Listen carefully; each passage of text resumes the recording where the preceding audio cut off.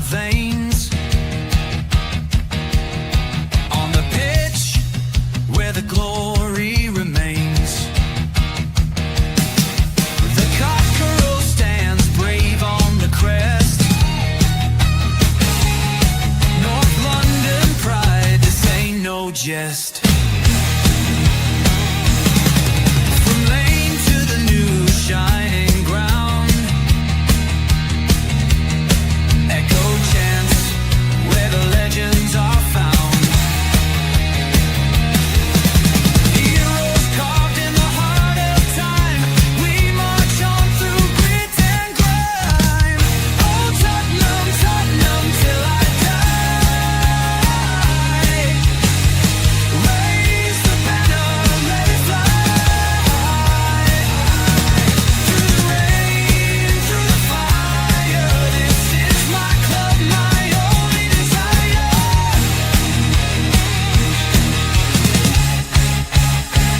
Oh, Tottenham, Tottenham, till I die. Raise the banner, let it fly. Through the rain, through the fire, this is my club, my only desire. Echoes of King and Greaves in the air. Every goal, the sound declares. Heartbeats pound like a drummer's song, marching forward, fierce and strong. We're the ones who rise in the clash. Numbers running in a white shirt dash. History burns in the roaring crowd. Every game we scream it loud. Oh, Tottenham, Tottenham, till I die. Raise the banner, let it fly. Through the rain, through the fire, this is my club, my only desire.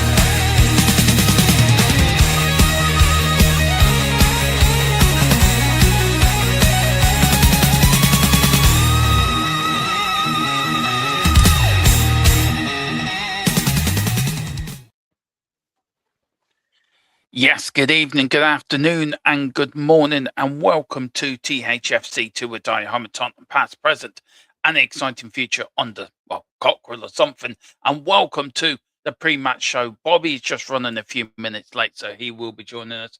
Tony also might pop on late, so we're going to get a West Ham, because tomorrow is vital, isn't it? Tomorrow is vital. We kick off 3 p.m.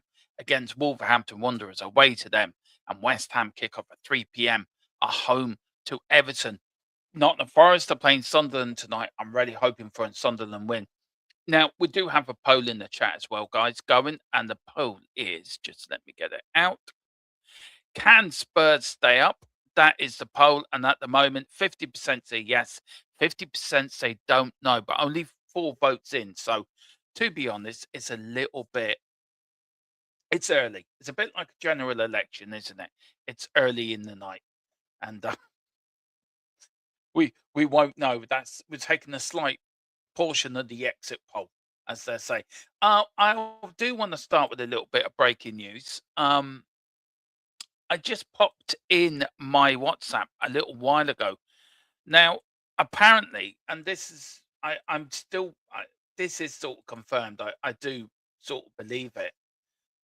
But it's with the Bournemouth defender Sensei. We were talking about him earlier, actually. Now, there is an agreement in principle. Only nothing is 100% confirmed that will happen. There are things that need to fall in place for this still could happen. I would say staying in the Premier League. I think that's the major one. That is the major one. See where we do stay in the Premier League. I think it's good that they're sort of getting a couple of deals in principle. I have to say, it's something that we don't normally do. I don't know we've ever heard Tottenham doing this over the last 25 years with this ownership. So in one way, it's good they're looking forward, but in another way, they can't plan, can you? You cannot plan if you don't know which league you're going to be in. Now, if Nottingham Forest win tonight, Nottingham Forest then will go 9 points, 8 points clear of Spurs down at the bottom. Then really, I think technically, if West Ham if Nottingham Forest win tonight, then it's just between us and West Ham. if we don't get a result tomorrow and West Ham do, then I think it's going to be very difficult for us to stay in the league. We've only beaten Wolves once in our last 9 games. And we do have to go back that one of Wolves' early points did come at our place, a 1-1 draw where Palhinha scored in injury time to get an equaliser. And I think the warning signs were already there, but we were ignoring them. It's like driving your car and an engine warning light coming on the car, and you keep driving the car thinking, "No, that's nothing. It's a dodgy sensor. It'll go away. It will go away." But it doesn't go away, does it? And then your car breaks down, and you're wondering why. Why did my car break down? Why wasn't I not warned? What the car was warning you. It's been warning you for months that something's wrong with the car. You need to take it to a mechanic to get it fixed. And Tottenham have been like this all season. The warning signs were there, but the ownership kept ignoring the warning signs. And the biggest thing for me was keeping Thomas Frank in charge for as long as they did. Now, you could have the argument, but we stuck with Ange last season. There's an argument that, and it probably is a good argument. It's probably a very good case to put forward that yes, we stuck by Ange after losing 22 league games last season. We stuck by him, and he won us the trophy. Yeah, he did. But that was last season.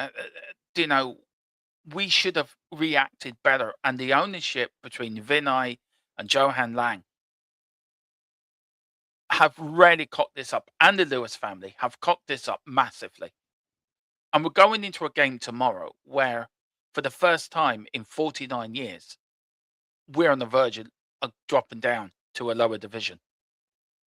To be honest, right, and this is me being bluntly honest, we should not be here. We should not be in this position. A club of our size should not be in this position. A club of our stature should not be in this position. A club of our sort of history and what we've achieved in the game should not be in this position. But we are. We are because of mismanagement. We are because of decisions not being taken correctly. And we are because the players are not pulling their weight, and players are only playing when they feel like it. And it all boils down to 5 games to go. And I said it a while ago that we're into an 8-game season now. So if you're looking at an 8-game league, Tottenham are bottom at the moment with 2 defeats and a draw. We still haven't won in 2026. And I still keep going back. If we go down, right? If we go down, we can point to many games in the season where they say, well, that was the point where it turned. That was the point where it turned. Or that was the decision. And we could all moan about the Premier League. We could all moan about VAR. Oh, your grand bud. We could all moan about VAR not giving us our decision. We could all moan about, oh, I'm sorry, we didn't get the foul against Arsenal when we equalised, or we didn't get the penalty, or we haven't had a penalty all season, or the Sunderland player should have been sent off because he pushed Romero into Kingsky. But you also have to make your own luck when you're down there fighting. You also have to make your own luck when you're fighting down there for your lives. And some of these players, either through they've never been in this position before, or they're like the ownership thinking we're too big to go down, haven't really been fighting, haven't really rolled up the sleeves and got on with it. Now, I was sent something today from a friend of mine by Philip Brady, a big part of the channel. Helped me with the rebrand of the THFC to We Die, and still will be doing little bits like pre-records for us during the summer. And we do talk about 77 and the players that went down. and the players that were within that squad. And these were some of the players that were in that squad. Pat Jennings, probably the greatest. Probably these are the players that left Spurs at the end of that season. Pat Jennings, Willie Young, Still Warford, all to Arsenal, by the way. Them three walked down the road to Arsenal. Alfie Kahn um, went to Celtic. Keith Osgood went to Coventry. Jimmy Neighbour to Norwich. Cyrano's retired. And Don McAllister alone, but returned in 1978. But if you think also in that squad as well, we had Glenn Hoddle, we had Steve Perriman. Glenn Hoddle was a young player, to be fair. But we had Steve Perriman, who came into the side in the late 60s under Bill Nick, won 2 League Cups and UEFA Cup. He was captain. But then players fought. They fought to the very end. They fought tooth and nail to stay in the Premier League. Now, if we don't get a result against Wolves tomorrow, I found this stat, right? And it is on the, it is, I'll just bring it up now, guys. It is the most, I wouldn't want to be associated with this, if I'm being honest. Just let me take that off. Hopefully that can come off. Can that come off? No, please, can that come off? Let me see. Can I take that? There we go. I'll move it that way. No, can I move it that way? There we go. So in 94, 95, 1934, 1935, well, let's start about 1934 to 1933. 93, 94, sorry. Tottenham finished third in the first division. 1934 to 1935, Tottenham were relegated. But they went on a similar run that we're on to now. They went on a 16-game winless run. Now, we're sitting at 15 after not beating Brighton, after conceding the last-minute equaliser. And we equalled the record of Swindon Town of the 93-94 season, which I keep going back to as my first season really, where I was a fan that we rarely flirted with relegation. And we stayed up by 3 points. 3 points were what we got at Oldham by beating them 2-1 on that wet night.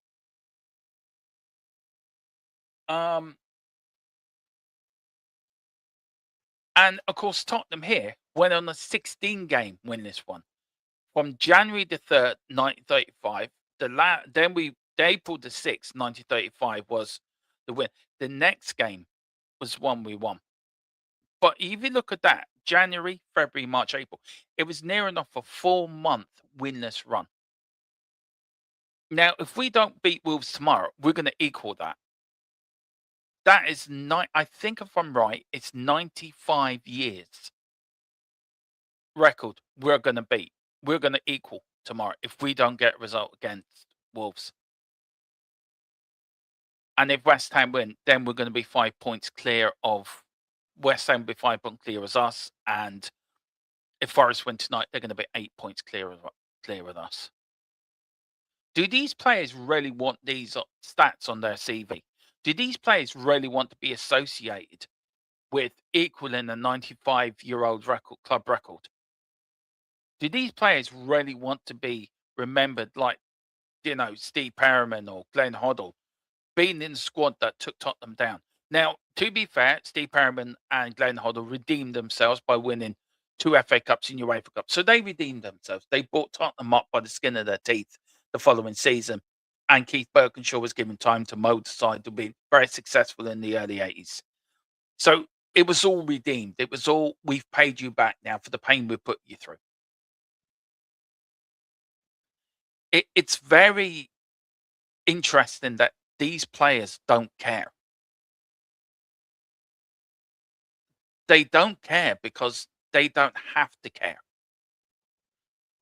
The way football is now, a player would just come into the club, get his money, and then when he feels like a move, he will move to another club. Loyalty means nothing now. Loyalty to the badge, loyalty to the shirt, loyalty to the club, loyalty to the fans means nothing. The only ones that are loyal to the club is us, the fans. We're the only ones that are loyal. Players can move around. Managers can come and go. Players can come and go. Owners will come and go. The only thing that stays the same year after year after year, decade after decade, century after century, is the fans of the football club. They're the only constant. They're the only constant reminder that keeps this club going.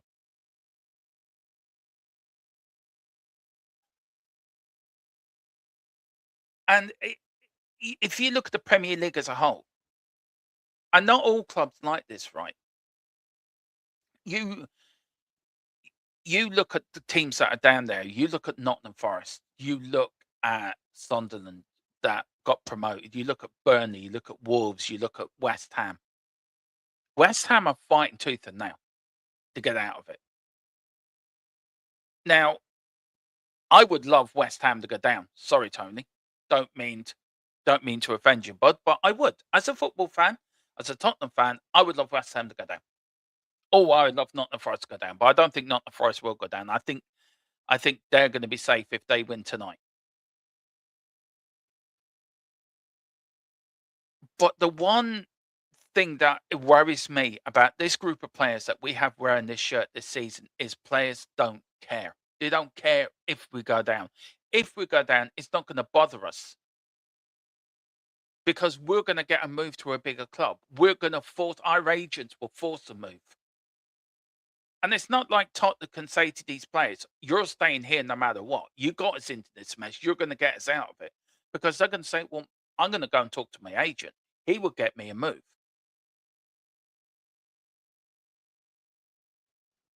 And that worries me.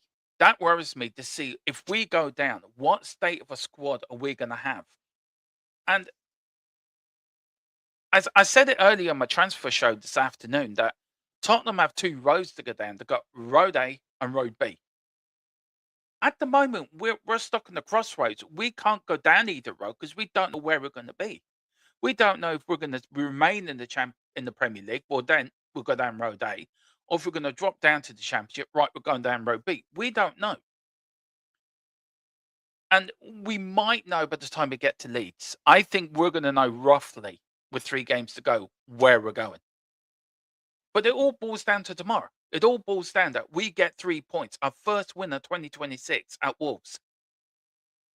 But that's not going to be an easy game. That Wolves are not going to sit there and go, roll on the backs, go on Tottenham, rub my belly like I'm a pussycat or a dog.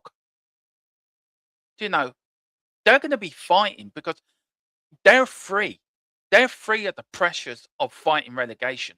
They're free of the pressures of trying to stay in the Premier League. They're free.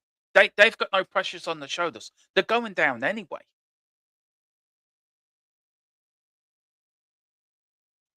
And that's what worries me. We've beaten Wolves once in 9 games. We've got an awful record against them. We went up there last season and lost 4-2. We drew 1-1 with them early in the season. I remember doing the watch along to it and thinking this is Tottenham against Wolves. And this is when we weren't half bad. And it does worry me that these players suddenly can turn it on against Brighton, but you haven't turned it on most of the season. You can turn it on against Atletico Madrid in the second leg, or you can turn it on against Man City away, or you can turn it on against PSG in the Super Cup. But when it comes down to it, you can't turn it on when we really need you because players don't care. As I said before, the only thing that is loyal to this football club is us fans.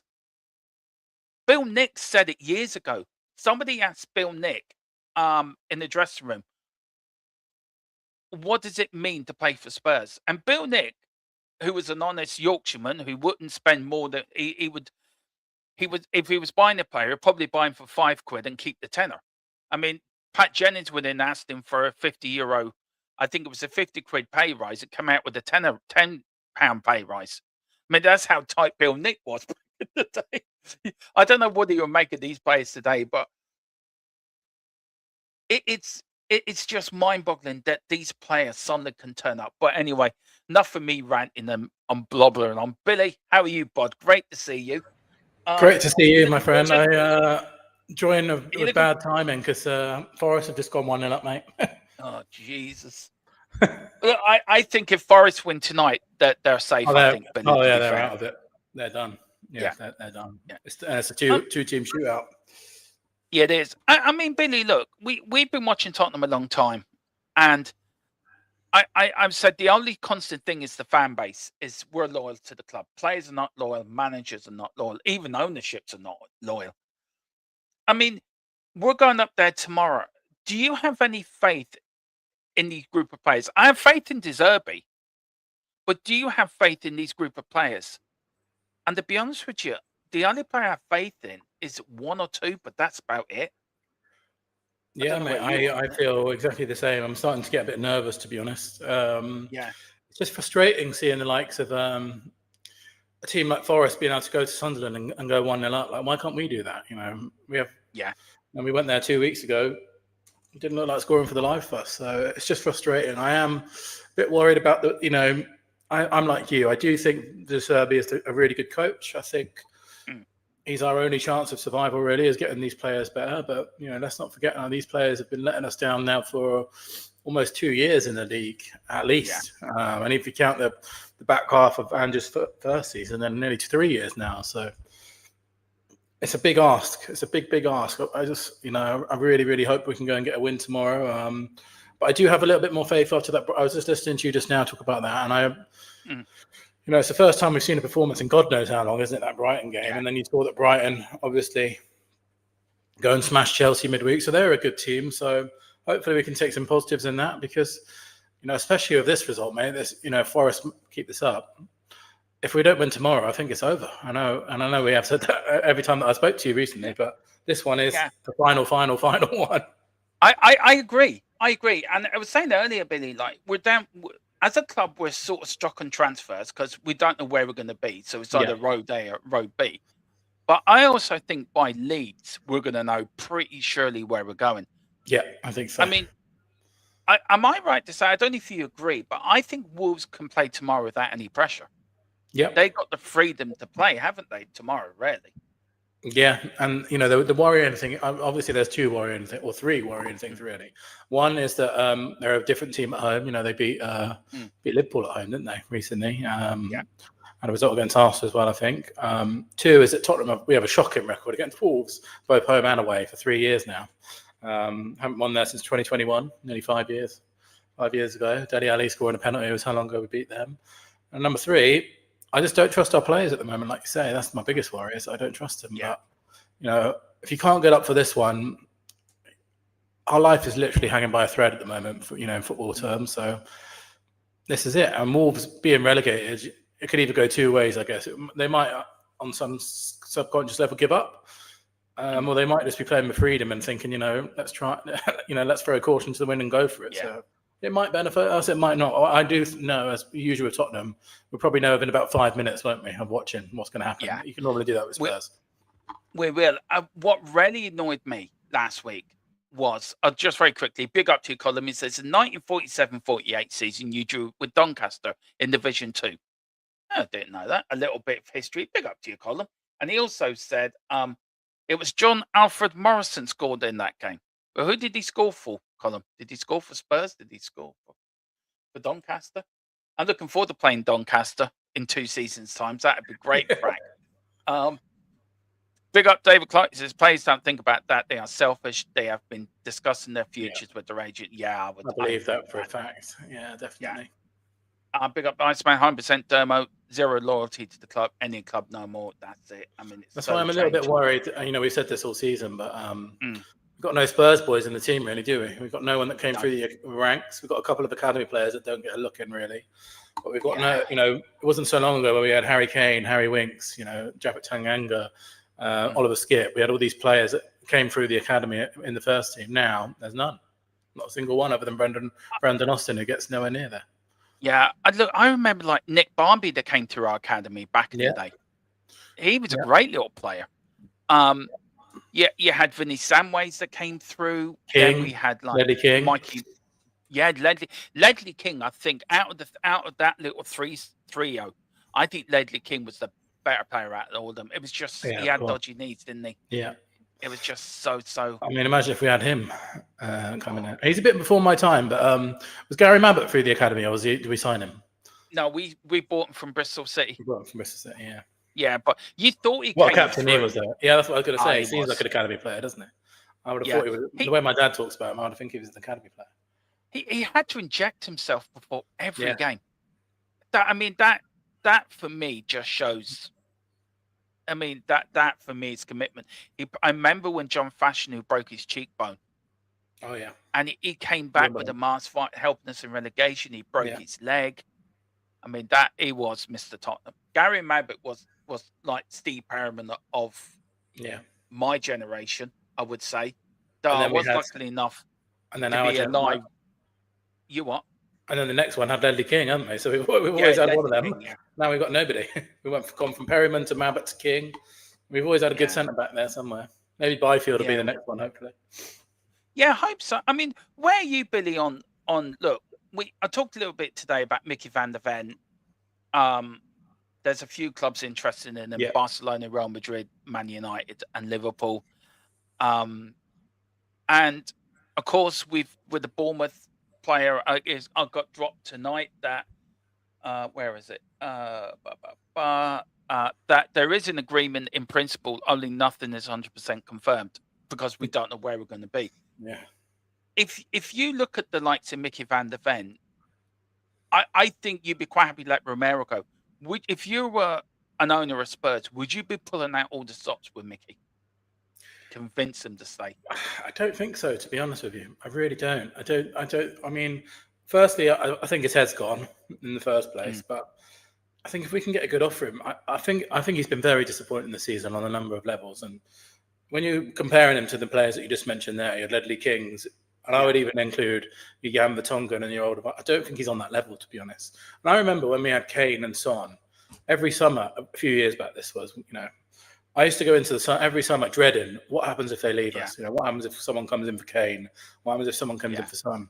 I don't think there's anyone this year where I feel like that. I don't have that sort of feeling where if Man United come in for a 6, I think I'd be happy to let all of these guys go, other than maybe Archie Gray and Mikey Moore, who I like for potential reasons. But if any of these guys got sold, I don't think I'd feel upset. Whereas I used to go into, it was like Bale and remember when we had Bale and Modric? They used to get linked with Real Madrid every year as well. You'd be terrifying, wouldn't it? It was. I don't feel like that to any of these guys, I have to admit. No, I'd be glad to. I mean, Tequila keeps saying I'm glad to see the back of them, but I'm beginning to understand why. Yeah. Because as much as we all appreciate what Ange did, yeah, I do think he's part of the problem that led to this losing culture in the Premier League. He made it acceptable to lose, where it shouldn't be acceptable to lose, Billy. It shouldn't be. We've had it for 2 years, haven't we? It's been 2 years. Yeah, 2 years. So many losses in the Premier League. And before, Mickey van der Ven, for example, well, you'd think, he was injured for most of last season and the one before. This season, he's been fit the whole season, and we've been rubbish. So, what difference is it really going to make? I don't really care. It doesn't. I don't think the players do care. No, if I'm being honest, Billy. No. There's a few of them. A couple of the younger ones do, but I think your Archie Grays, your Tells, the younger boys do. But some of these, I remember for example, going back to what you just said there a minute ago about Gary Mabbott injecting himself before games. I remember this season Solanke missed the North London derby with a sore throat. It's like, can you imagine Gary Mabbott or Ledley King missing the North London derby, or Harry Kane missing the North London derby for a sore throat? It's a different world, isn't it? And I think a lot of, whoever just put that in the chat a few minutes ago, talking about Dave, it was. I think most of these players probably think, well, if I go, my agent's already sorted me a move for next year anyway, so I don't care. I'm not going to be here. So I think a lot of them just don't care because they know they'll be gone next year if we go down. Yeah, I mean, I go back to I as a kid watching Graham Roberts, Steve Perryman, Paul Miller, Tony Galvin. I just want to say a massive shout out to Chris Hughton as well, who I think he's been diagnosed with prostate cancer. Yeah, definitely.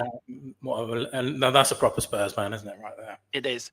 He was not only a proper Spurs man, he was a Republic of Ireland legend, was part of the team that went to Euro 88 on the first time we qualified for a major tournament. And yes, we did beat England. I do have a little bone to pick with him, though, I have to say. I've got a bit of vendetta against him. Because when I was a kid, when I was about 14, I went to Spurs training and I met him. He was a lovely, lovely guy. But he said, see that player over there, make sure you get his autograph because he's going to be the next thing. Do you know what player it was? What? Toda. So he made me get Toda's autograph. I've still got it somewhere. But he was wrong on that worth one. a few quid now. Auction it, Billy. I don't think it'll be worth the paper that it's written on, to be honest with you. No, but look, massive big up to him. A legend. Twice FA Cup winner, UEFA Cup winner as well. And Billy, look, talking about 84 in that cup final, do you think, right, that was the last time? Well, for me, I don't know if you can think of anything sooner. Probably the Europa League probably was. But it was one of the last times that the club and the fans were as one. Yeah. Because I remember, I know you probably watched that final as well, but yeah, I've seen it. Yeah. Danny Thomas missed that penalty. All you could hear from all sides was there's only one Danny Thomas. Yeah. Yeah. I don't think we've been one since then. I've actually heard quite a few people say that even when we got relegated in the 70s with Berkshire, was it Berkshire that got us relegated? It was Berkshire, yeah. A lot of the fans said that, that the fans and players were together then, actually. And even when they were, they said that we will return and all that. And a lot of people say that season where they got relegated was actually one of the best because it was like the connection between the fans and players was there still. Obviously, they then came back and won a few trophies. So I think, a lot of that. And I think when you look back to that, I saw I'm going around on Twitter. Those pictures of the parade last year were 250,000 Spurs fans. And now we're here less than a year later and it's just all gone completely. I mean, you look Champions League final to now. In that period, we have, and that's on the ownership's watch. That is on Daniel Levy's. It's on the ownership's watch. And I don't know, everyone deserves blame, Billy, right? But do you feel that we never got our recruitment right, did we? Yeah. We never got it right. No, we didn't. When's the last time you remember we got our recruitment right? It's really difficult, isn't it? Obviously, our best squad that we ever had is the Pochettino one. Then with that, we went 2 years without signing anyone. We're the only club in Premier League history not to make a signing in a summer window. No one's ever done that since or before. And I think the problem is back then we used to not spend enough money. Now we don't have that. We spend enough money now. We just spend it on garbage. It's like we've got a different kind of problem now because we spend. I think we've got the third highest net spend in all of Europe at the moment in terms of transfers, but. When you look at our squad, we're a bit like Chelsea, aren't we? Chelsea have spent $2 billion on that squad, and you're thinking, how on earth have they got anything there? And then you go and look at someone like Man City, they spend $30 million on a player like Cherky. It's not even really about how much we spend anymore. It's about who we spend it on, isn't it? And that's been our biggest problem of the last 3 or 4 years. We start to spend now, but just on garbage. On garbage, you're right, and it's all about the scouting, isn't it? And about the recruitment we do. And I must admit, right. When Ange did the overlap and he says, I want a certain player, and all I got was Solanke and 2 kids, that was an indictment of and we finished fifth. We finished fifth that year as well. We finished fifth. And then we could have built on that. And, for me, one of the big things is one of the most telling things is David Pleat when he came out a couple of years ago. And again, talking about. So, hopefully he's all right as well, because I know he's got his medical problems too. But when he came out and said, Daniel Levy told me I'm not needed anymore because, we get data. Well, if we'd listened to David Pleat more over the few years, we'd have signed people like Elise, we'd have signed Maddison much earlier, Eze, we'd have signed Jared Bowen from the Championship. I don't know if you remember a few years ago, maybe like 10, 15 years ago, when we were first getting good under Harry Redknapp and stuff. We used to sign all the top young English players in the Championship. Yeah, we did. We signed like Gareth Bale, we signed Dele Alli, who was in League One, we signed Aaron Lennon, Jermaine Defoe, from David Pleat. And we moved on to this data model. But, our when was the last time we signed a player like, Gareth Bale? We signed Gareth Bale from the Championship for like 10 million or whatever it was. It's just crazy, isn't it? Oh God! I mean, it doesn't get now the 2-1 up, the 2-1. So that's it then, mate. We're in a 2-team shootout then. Yeah, we are. Big up to you, Philip. Philip said, big up to Mr. Brady. He's been there and seen it all. We were together in 91 when Scotland nearly bankrupted. Yeah. I keep going back to that, Billy, right? I know it's a bit for your time, but that for me is more of a worse feeling than relegation. You can always come back. You still got the club. And I know it's hurt. Have you sort of made peace with it? Oh, yeah. It's still going to hit you like a ton of bricks if it happens, but have you made peace with it? Big time. Because I just, when we spoke earlier about Mickey van der Ven and that, I just think, maybe relegation is the only one. I think there's a chance where, I definitely don't want to get relegated, but I think there's a chance where if we got relegated and we managed to keep De Zerbi, we strip out all of these useless players that we've had over the few years, and then we build around people like you just mentioned there, like your Mikey Moores and your Vuskoviches with De Zerbi. I think there's a chance we could be even in a better position than we are now. Yeah. But it's just whether De Zerbi will stay, isn't it? If we get relegated, is another question. I know he says he will, but the reality of it. Can you imagine a manager like him in the Champions? I think so. I think he will because of the bloody money. But and now my next worry is what if Chelsea decided, well, we want De Zerbi then instead? Well, again, Pochettino's coming out and says Spurs will always be my home. So is he thinking, well, if Spurs go down, he's off? I think so. I think so. I just wish we'd stop with this bloody Pochettino nonsense. Leave it where it is in the past. That's the thing. We get a new manager, and then he starts talking about us again. Still, we'll never escape it, can we? Really? No, I'm thinking. Look, when you're in the job, you didn't win us anything. Look, I get a lot of stick for calling him a loser, right, Billy? And technically, he is because he didn't win us anything. Yes, we got the best football we've seen in years. Yes, we were competing, but I always have this sort of thought in my head that if he had a more experienced second in command to help him with the little decisions that he may have been struggling with at the time. Harry Redknapp. Can you imagine Harry helping Pochettino coming in as his number 2? Do you know, it's for me, I think we would have got over the line.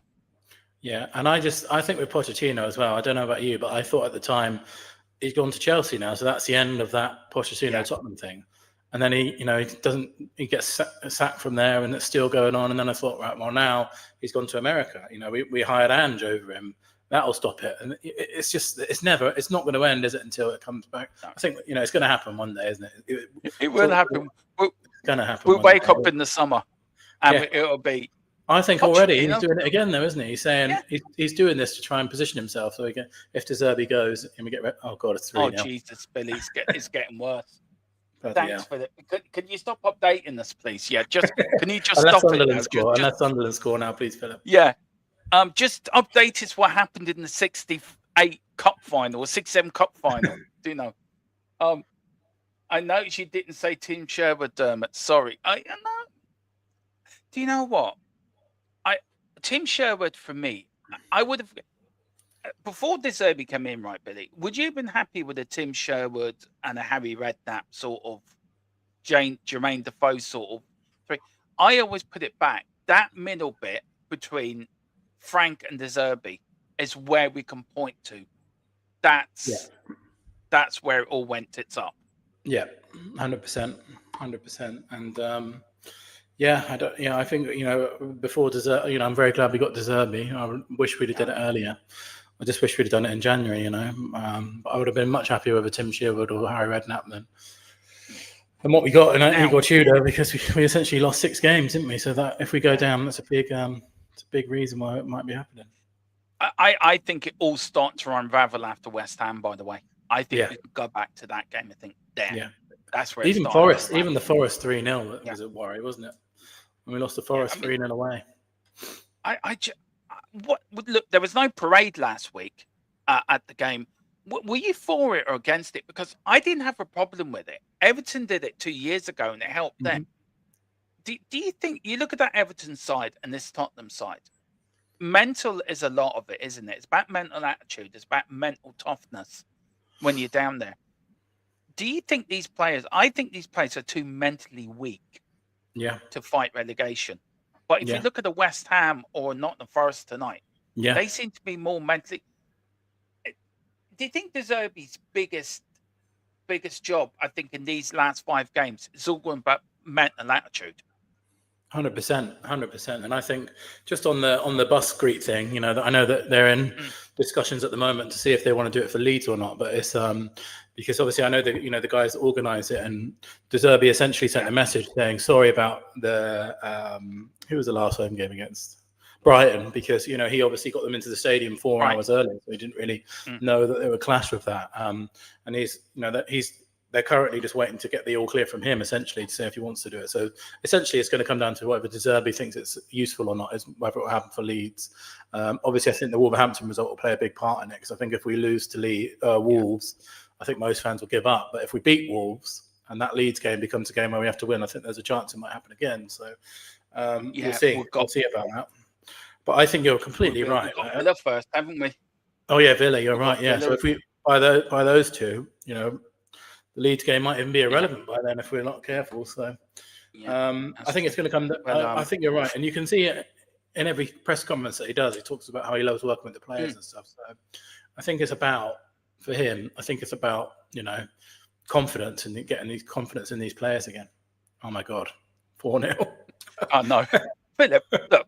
I will be ringing you after it. Would you stop putting these in the chat, please? Thanks for letting us know. They're 4 down now. And yeah, we are cursed. This is how cursed we are. I know we talked about this yesterday. Well, we went to Sunderland 2 weeks ago. Why couldn't we beat them 4-0? You know what I mean? I'm not Forest on a better, much better team than us. Why can they go there and win 4-0 and we can't even score a goal against them? Because VAR had the league have it against us to want us relegated. I swear to God they do. Now, the referee tomorrow, I know we discussed this on the podcast. I think, Billy, you were going past Wembley, looking at it, thinking we will be back one day. Yeah. But I don't know how much you saw. Championship playoffs. Yeah. Oh, Lord. Now, Anthony Taylor. The North London club has won exactly half of the matches the Cheshire official has overseen, winning 25 out of 50 matches while drawing 6 and losing 19. Now, I had the discussion. Yeah, I think Sunderland have thrown the towel in, Philip. I think you're right. We gifted them their last win of the season, didn't we? So. Me and Nick were talking last night in the podcast about refereeing decisions this year and the refereeing standards in the Premier League and VAR. How much? Look, for me, we've been shit this year. So if we go down, we deserve to go down because we're one of the 3 worst teams in the league. But if you look at VAR and you look at the refereeing game, you even look at the Sunderland game, for example. Has there been a little bit of, I don't know, Tottenham sort of, it's all against Tottenham this year. We're not giving them anything. Do you know what I mean? It's very hard to, we've never had a penalty this year. You look at the Arsenal equaliser, we should have stayed. You look at the Sunderland striker should have been sent off last week. Do you think they're against us, like? Well, I think, it's hard to, there's got to be something in it with the amount of sheer decisions that we get. What I would say is most other Premier League clubs, especially Nottingham Forest, especially Arsenal, especially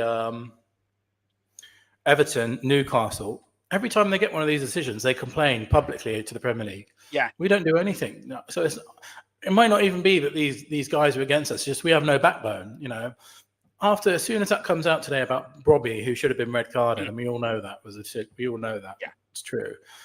The club should be complaining straight away, to the PGMOL, saying, "What is going on here?" Like, we need to have more of a backbone, because then it gets in the referee's head a bit more, and you can see it. Arteta has spent every press conference for the last 3 years moaning about referees. And look at the amount of decisions that Arsenal get. It's unbelievable, isn't it? Same with Nottingham Forest. Forest they hired Mark Clatterberg, didn't they, to be a referee consultant for them, or whatever it was. We just have no backbone, I think, which is a big problem for us. It is. It's just, I don't know, Billy, where we're going. I'm just not looking forward to tomorrow at all. Well, let's look towards tomorrow. This is the team news, guys.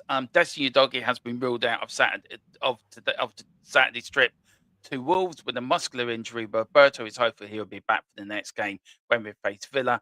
James Maddison is still unavailable, having felt some pain this week. However, he will be with the team on Saturday. Papa Sarr missed the Brighton clash with a shoulder issue. He will be available to face Wolves. Vicario also remains out, but is expected to return to full training next week. And Sousa is available. I didn't even know Sousa was injured. So that was a new one. That was a new one on me. I'm thinking, what? What do you mean he's available? Was he injured? But yeah, that's just mind-boggling. These are their injuries. Billy, we've got Odebear, we've got Manderson, Kulu, Kudos, Davis, Vicaria, and Romero. I'm beginning to fear for Kulu, if I'm being honest. It's been almost a year, mate. It'll be a year next month. Yeah. And, it's just the worrying thing for me is we don't even see him in training or anything, do we? There's not even it's just, I'm very worried, mate, to be honest with you. It is. But I think, since De Zerbi's been manager, he's managed 2 games. He's lost first game, he's lost Vicario, he's lost Captain Romero, he's lost Star, he's lost Udogi, he's lost Madison kind of because, he's not even back in the first place. But 6 players in 2 games. Kudus, he lost for the season. 7 players in 2 games. I mean, we've had so many shows where we're talking about what is going on with these injuries. I've never seen anything like it in my life. I really haven't. I think the club is rotten from top to bottom. Yeah. This is a new medical staff, even though these came in with Thomas Frank, didn't they? These guys, and it's been even worse. So Lord, you just can't believe it, can you? 3 years in a row of these injuries now. Something must be up somewhere. There's something going on. Yeah, there is. I don't know what is going on, Billy, but there is. With the poll in the chat, can Spurs stay up? 52% of you say we can, 32% say we can't, and 16% say don't know. I'm going down the pub. I'm going to get drunk and forget about football for the rest of the season. Yeah, I think I might join you on that. Me and Billy will be there. Season so far, Wolves, of course, are relegated in 20th. 3 wins all season, 8 draws. One of them was against Spurs. 22 defeats. Average goals conceded per match is 2. And the mighty Tottenham Hotspur were 18th. 7 wins, 9 draws, 16 defeats, and average goals conceded per match 2. That is just looking at that. It's we have played. It's very worrying. We've played Wolves 23 times for 5 draws, and we've got actually the same record against each other. Wolves are total 9 wins, 4 at home, 5 away, and we've got 9 wins, 5 at home, and 4 away. Wolves' recent games. Not bad, actually. Only 2 defeats out of the last 5. If you look at the last 2 home games, they did beat Villa 2-1, 2-0. They did beat Liverpool 2-1, and they got a 2-2 draw. And Arsenal, that shouldn't be Brentford, by the way. I did cock up there. So anyone that did see the obvious mistake, well done. Bonus point for you. And they lost to West Ham 4-0, and of course Leeds 3-0 in the last 2 games. Tottenham. Please, can I put a green in there? It'd be lovely. It's just red, white. Well, we're on to our record tomorrow, aren't we? If we don't win it, it's our club record. Oh, that record, number 16. That record, Billy. Right? Them players should hang their heads in shame.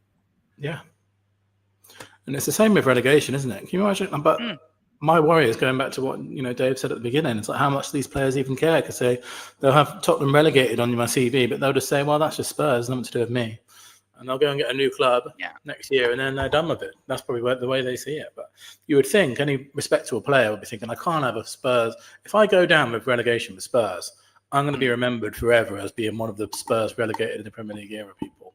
Yeah, and they should be trying to do everything they can. As I said earlier, look, Glenn Hoddle and Steve Perriman went down with Spurs, but they redeemed themselves by coming back up and winning trophies with us. So they got redeemed for that. Now, last 5 games, we've only won 1 in the last 5 against Wolves, Billy. I mean, we have a shocking record against them. Yeah. Last season up there under Ange, 4-2 defeat. Do you know what? I would take a point now. I would take a 1-1 draw tomorrow. I know it's not the best result, but I would take it. But I just feel anything but a loss at this point, isn't it? If we lose, it's over. I just feel, Billy, if we go 1-0 down, I could see these players just throwing the towel in. I hope not. But yeah, 1 win in the last 5. Referee tomorrow, of course, is Anthony Taylor. Gary Bestwick is the assistant. Adam Nunn is the other assistant. Thomas Bramwell is the 4th official, and on VAR it is Tim Robinson. There's a big up to Wolves are under no pressure tomorrow. Big up Philip, you're right. Big up to Boris. He says, I hope Sunderland get relegated to the National League North after the performance. I'm watching against Forest 4-0 before half time. Don't think Boris is happy. Philip says Hannibal Lecter is the head of the Spurs medical team. Billy, can you confirm or deny that? It would make sense. You wouldn't be surprised, would you? No, you wouldn't. You wouldn't. But and that's a good point. What's the point of having Manderson on the bench now? I was saying earlier when I was redoing the press conference that it's good to have a leader in there, isn't it? It's good to have. Yeah. He's James Maddison's sort of player that he can take the extra role from De Zerbi, can't he? Put his arm around certain players. Is it important to have him there though, or do you think? Well, what's your point on that?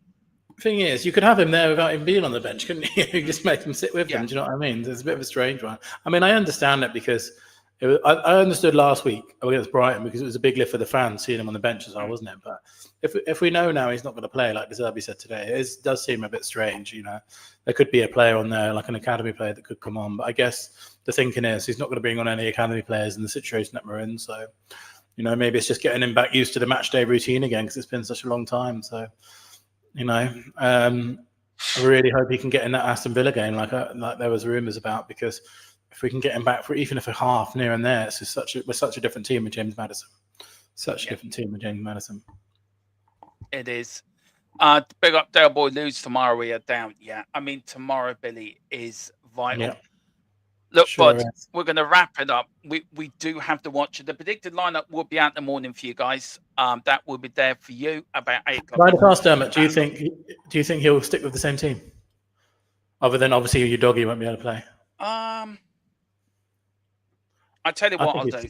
I think he'll stick. I tell you what I'll do. Give me 2 minutes. I will show you my predicted lineup. Yeah. That I've done. This is the predicted lineup. I've gone Kingsley in goal. I've gone Porro, Danso, Mickey van der Ven, and Jed Spence.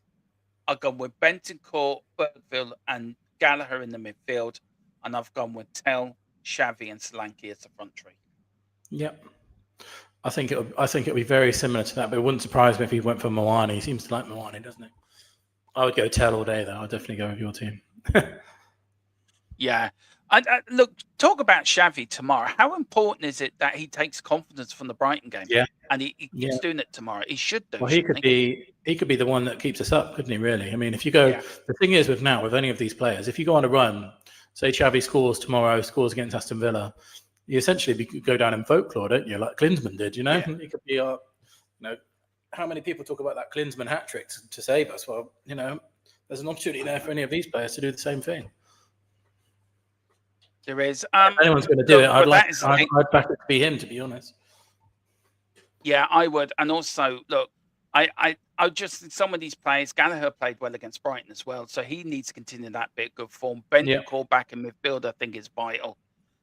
But we need leadership tomorrow, and we really do. Just very quickly on Danso, absolutely disgusting what some people have been putting in the chat, and we fully condemn it. And not right. I would love Danso to score tomorrow. Oh, I imagine that. 2 fingers up to them. Stick 2 fingers up to them, fans, and just say, "Look, I'm here." That would be brilliant. I know the away end will be all over. I know they're wearing t-shirts tomorrow, aren't they, as well? But yeah, I mean, you know, disgusting what happened, and you know, unfortunately, you know, of all the players to make a mistake, it had to be him, who's been one of our best players. Yeah, you know, one of the players that we rely on. But I'm not. You know, I know that the away fans will be absolutely amazing tomorrow behind him, I'm sure. They will. Billy, I'm going to put you on the spot. Score prediction? I'm going, you know me, I'm an optimist. I'm going 3-0 Tottenham. I think we'll smack them tomorrow. I really do. I really, really do. Just because they're relegated. You know, they've lost the last 2 games. Xavi goal. And then we'll win 3-0. Do you know what? I'm going to agree with you. 3-0 Spurs. Yeah. Come on. We're going there. Big up to Iceman. He's gone. So that's it, mate. It's just us and West Ham then, my friend. That's it. 2 teams left in the shootout. Oh, hell. Big up to Iceman. It's my daughter's birthday tomorrow. Well, happy birthday to your daughter, Iceman. We won't ask how old she is because we're not like that, and we're not going to do that. But tomorrow, Doma, so I won't be around much. Well, big up, Iceman. But great to see you. Any fan identified as abusing Dancer should be banned for life. Totally agree. 100%. Totally agree. 3-1 from Boris as well. Big up to you, Boris. Hope you're doing well. She's 10. Well, big up. I hope she has a fantastic day. A nice man. I will see you. I hope she's not a Spurs fan, so she can at least have a good day. God help them.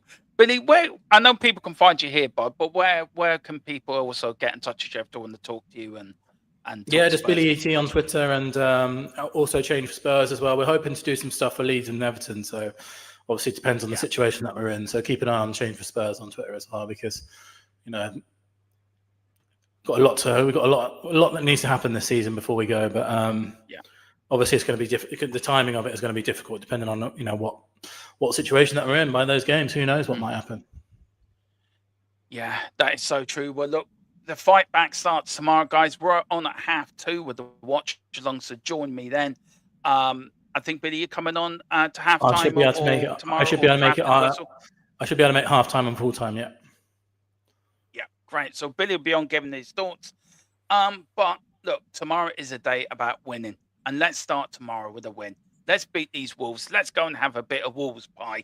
I fancy that tomorrow with a bit of gravy, some vegetables, and a bit of meat, and we'll go and get the 3 points. But guys, thank you for watching. Billy, it's always a pleasure doing streams with you, man. Absolutely love it. My friend. Come on, you Spurs, in the mighty Cockerel we trust.